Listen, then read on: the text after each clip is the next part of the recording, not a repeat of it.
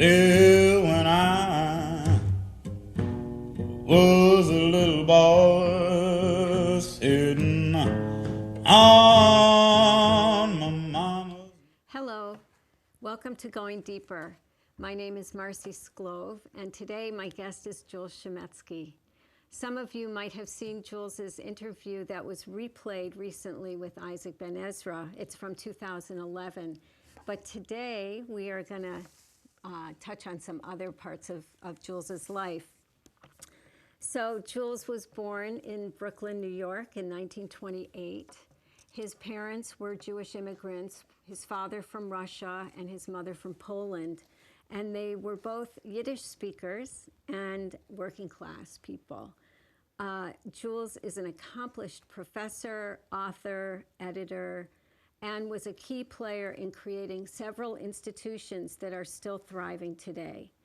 He joined the faculty of the English department at UMass in 1958, and in 1959 launched the first edition of the Massachusetts Review, a literary magazine that is still thriving today. He was a central figure in establishing the Union for the Faculty at UMass and director of the Institute for Advanced Study in the Humanities, IASH. His latest book is called Out of Brownsville: Encounters with Nobel Laureates and Other Jewish Writers, a Culture Memoir. And that's just about 4 years old now. Hard to believe, but the paperback only came out last year. Ah, okay. Well, and the paperback is available at the Adams Bookshop and for UMass Press. There we go, plugging it right away. Gotta get a plug. UMass Press, which is a wonderful press. Yeah. So, Jules, I often start my interviews by asking, what about your early life? Can you tell us that not just experiences you had growing up or anything, but how that informed both your love of literature and your kind of moving in that direction professionally, but also the social justice work that you've done throughout the years? Well, it's a big question. It's a big and a question. very good one. I have to search my memory.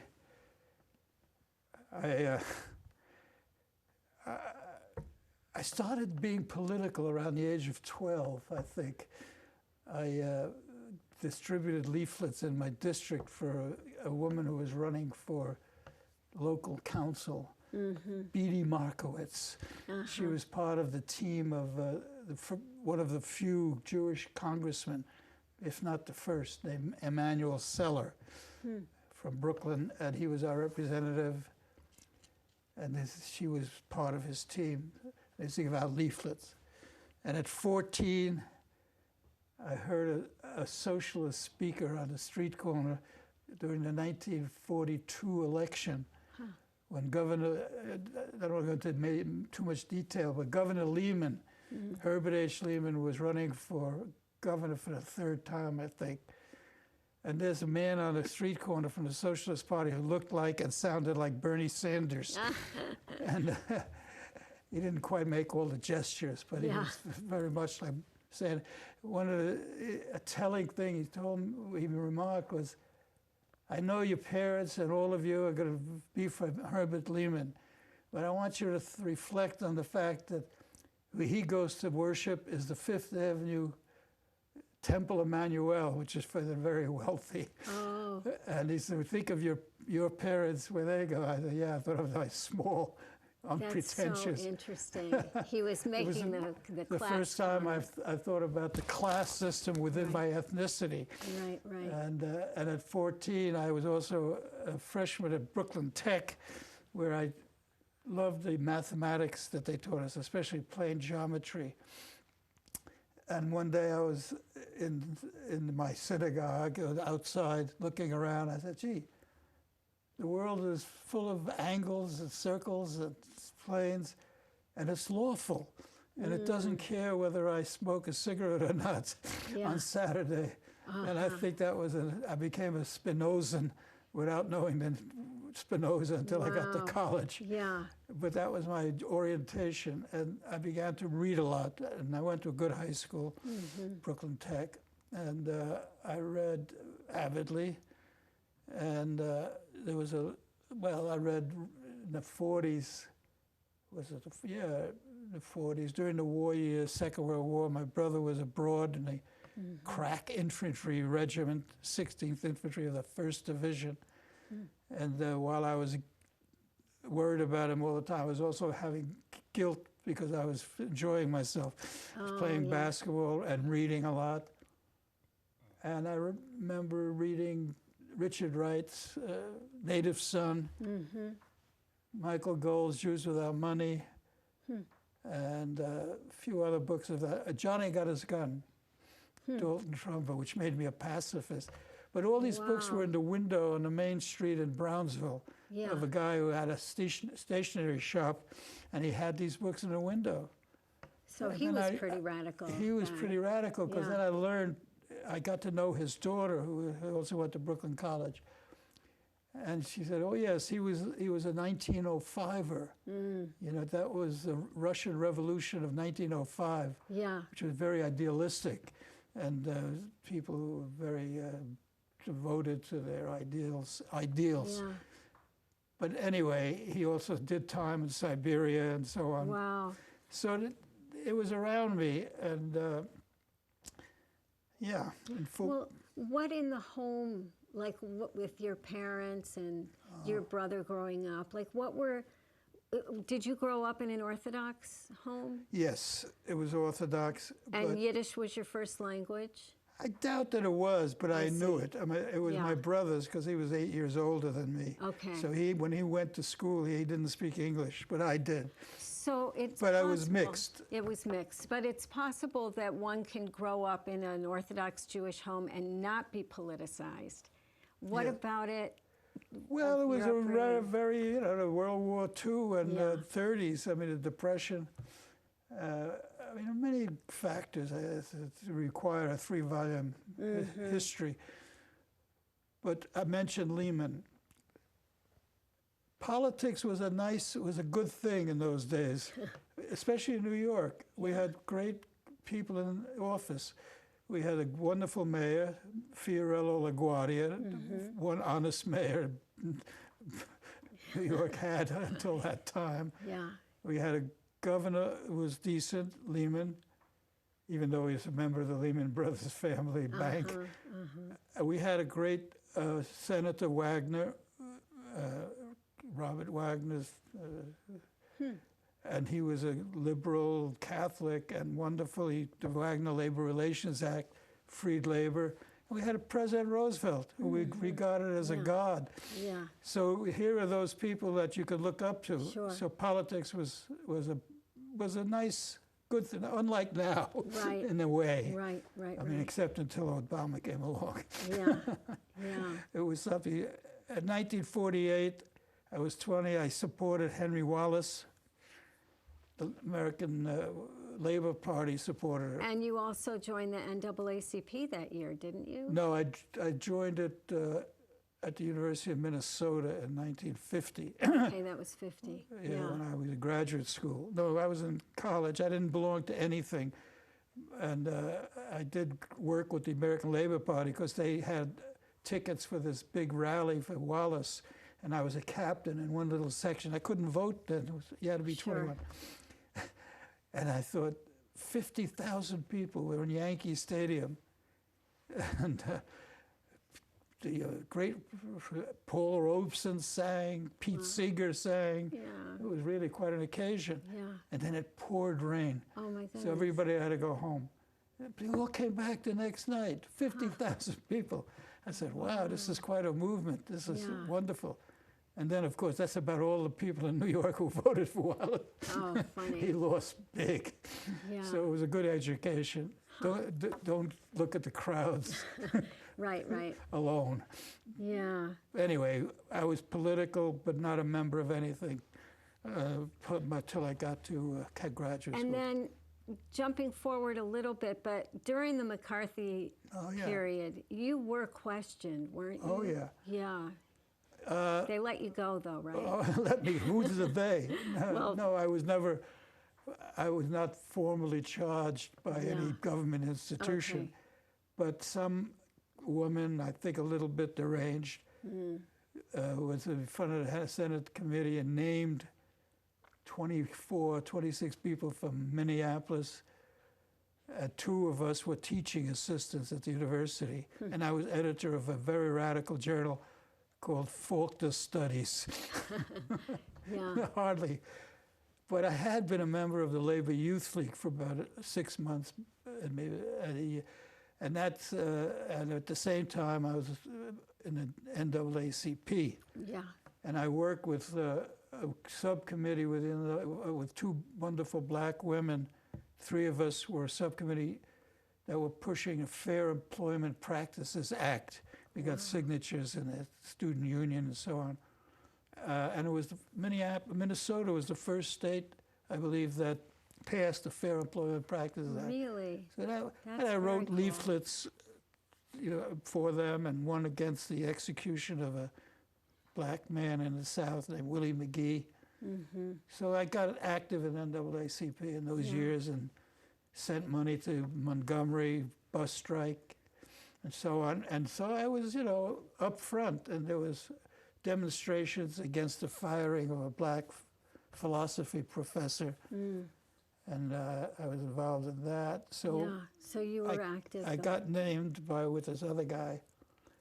And the university set up, God bless them, a star committee of chairmen from left to right. I mean, people were wearing their American Legion buttons. Yeah. But the head of it was a law school. And they went, we had hearings. I have copies of it. I should show it sometime. For a couple of months, I thought they were going to lose my job. And we just had married and had one kid. And I said, well, I'll drive a truck or a taxi, or we'll go to Mexico or something, or England. And but thank goodness for Dean of Law School. There were like 10 items in the Minnesota Bureau of Investigation, all palpably false. Yeah. And he knew it. He read it. He was a Oh, wow. professional. So the administration at the university backed you up. Yes, it That's was great. wonderful. Yeah. Well, partly they dragged it out because they were expecting McCarthy to come into the state Okay. and soon, and so they dragged it out. And what saved us all, they were nervous, Yeah. was the Army McCarthy hearing, Okay. and that was his downfall. So he never came in. Oh, wow. So it liberated people. Yeah. It was an It was interesting time, intense to say the times. least. Yeah. But then I took my doctoral examinations. I did very well in it, my German exam. And they promoted me. Oh, They were That's very good great. to me. That's so great. This was 1954, and I stayed there till 56 as a full instructor, which was always like an assistant professor rank. wow. Okay, so in my researching and preparing for the interview, I was trying to kind of get a sense, not just of you and your accomplishments, which are many, but also the times that you were living in and what you brought to the, to the table in that way. So I found these two articles, one from '68 and one from '72. And let's see, the first one was just about, and it shows up again in Brownsville, just you're shining the light on the Jewish American voice in literature and what was going on, in terms of these people who had come in and their assimilation or their acculturation to U.S. and what they were contributing in terms of the field of literature. Can you talk a little bit about that, Peter? What was the article called? You're going to ask me that. I'm not sure. The second article was called Our Decentralized Literature, a consideration of regional, ethnic, racial, and sexual factors. Oh, the other one was perhaps That might was it ring a bell for the other one. Yeah, I yeah. should know the name of it, but I was just was excited. the assimilation of the American Jewish writer? That's it. Yeah, That's it. that's interesting. Those are two interesting articles. Yeah, the first one was I did a little kind of survey of some critical passages in 3 generations of Jewish writers in America. First was Abraham Kahn, about whom I wrote a book later, who was the editor of the Jewish Daily Forward, which is a social democratic paper. He was a big anti-communist after 1921, something. But a very influential figure. So I started with him and his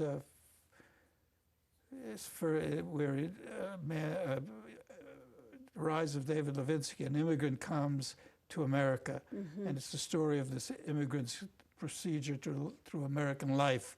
Okay, yeah. And it's considered by some one of the best immigrant novels we have in English. The second was writers of the 30s. So I did. Is this the one I know better?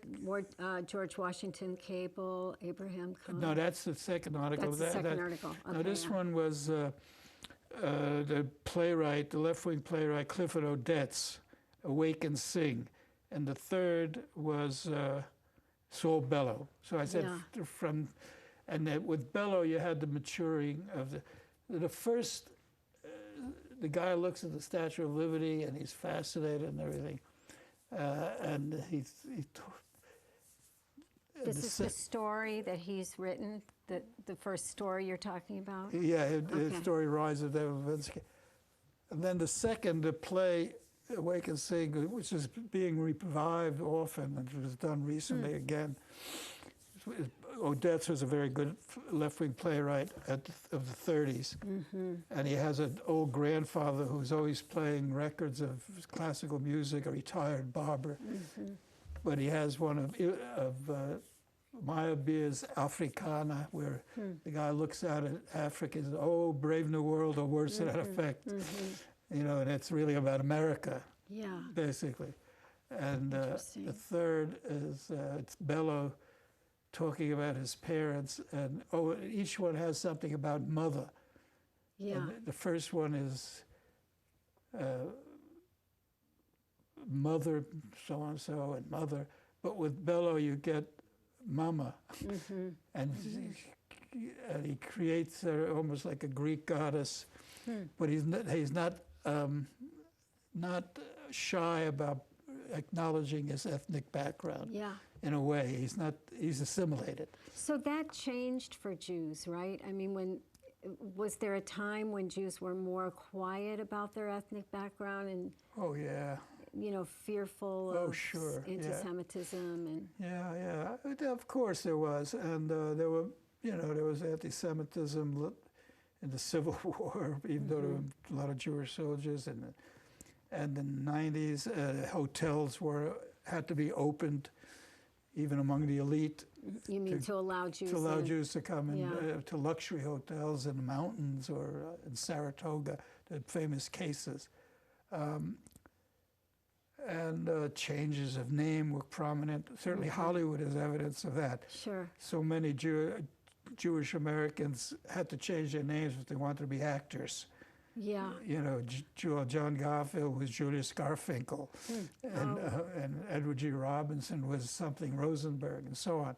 Yeah. And Paul Muni was Muni Weisenfreund. So, and God knows how many others. You know, there are whole books written about that. Sure. So that has changed for the better, in my view, much better. And people now, Barbra Streisand, I think, was a great breakthrough artist in that respect, if we want to talk about the arts. Yeah. But the whole situation, but I have to point out, as I did in my classes, until the end of the Second World War, the majority of Jews were working class. It was only after the war, with the opening up of colleges, the GI Bill. I mean, I got into college, free college, and that rode the wave of American prosperity Yeah. And Interesting. after the war, there was all this pent-up energy in from the Depression years when it was hard to get a job. And my brother enlisted in regular army because he couldn't get a job that paid more than $9 a week. He survived, right? He survived very arduous, difficult campaigns in Africa and in Sicily. Barely, he was a platoon leader. He got a couple of citations. And Did he come back pretty emotionally and psychologically I think he was, okay? but we didn't call it post-traumatic stress. But he heard airplanes at night and bombings. I heard him once. We had a bed.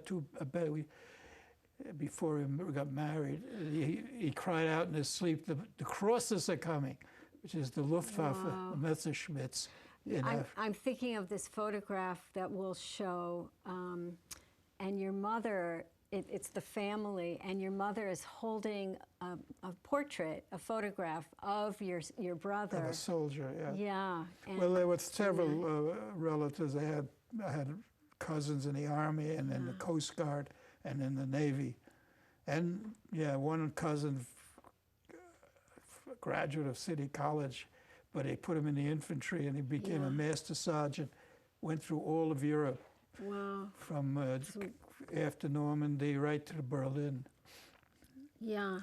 So I want to get to the second article because I have this, I'm looking to see if we should wait till part 2, but let's get started and we'll see. Second article is interesting. Yeah, and so I took a quote from the abstract of the article, and I don't want to get too bogged down in the four authors that you're speaking about, but more what you say later. But I'll read it as it's written. The considerable reputation that George Washington Cable, Abraham Cahan, Charles Chestnut, and Kate Chopin, the old way, Chopin, enjoyed toward the end of the century was, and often still is, based on their being classified as regional and local color writers. This is the sentence. This designation, however, served to ignore or minimize their true concerns, which went to the heart of the changing America's dilemmas, the racial grounds of the Southern tragedy, the stakes involved in the acculturation of immigrant populations, the assertion of the Black ethos, and the terms of woman's entrapment within our cultural assumptions. Pretty good. Pretty darn good. Well, I mean, you totally nail the problems that continue to plague our country today. That's a long time ago, but you know how that happened? I'll take 1 minute if I may. Yeah, you've got about 5. I Okay, think. good. I was teaching in Berlin. I had been invited as a guest professor to the Kennedy Institute of North American Studies in what was then West Berlin. The wall was still up.